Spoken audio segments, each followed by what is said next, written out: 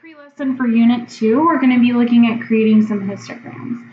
The summer homework went very thoroughly through how to do this by hand. I'm going to show you how to leverage the Inspire to get a histogram pretty quickly.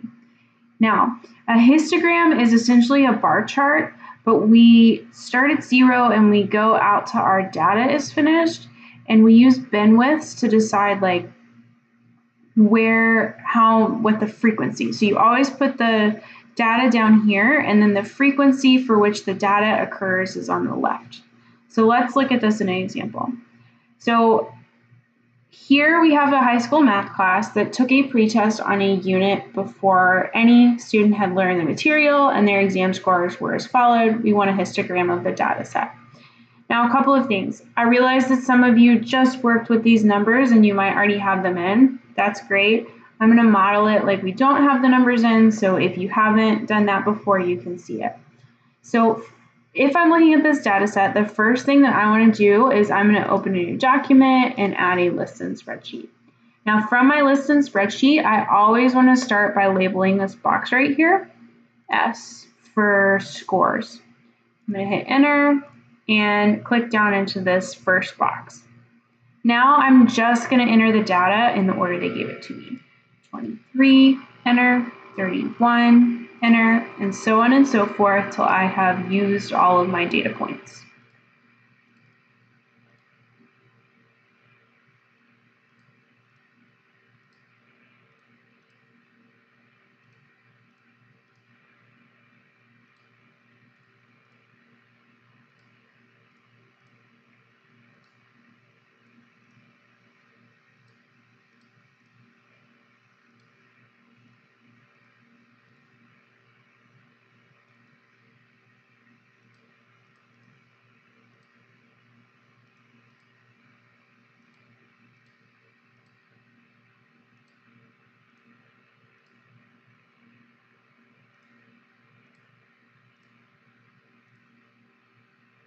So once I get to that last data point, I just want to remind you, you need to click out of this box or this point will not show up in your data when we click to the next page.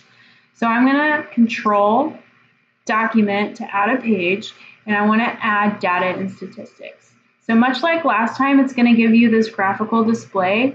You're going to need to click down here and say, I want the variable S to be on the bottom. Now it gives me a dot plot. So my favorite thing about the Inspire is you can very quickly toggle between types of plots.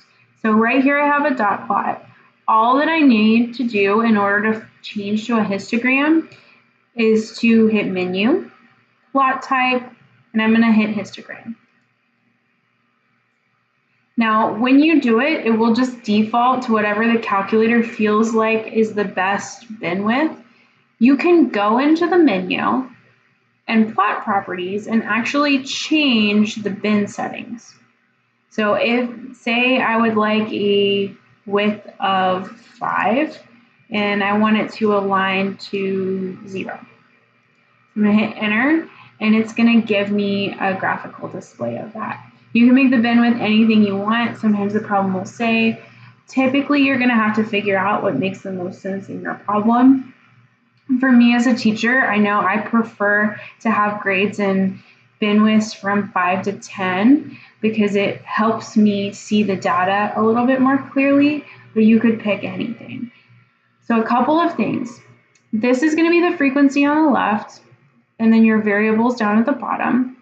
If you hover over each bar, it's going to give you both the interval that is contained in that bin and how many points.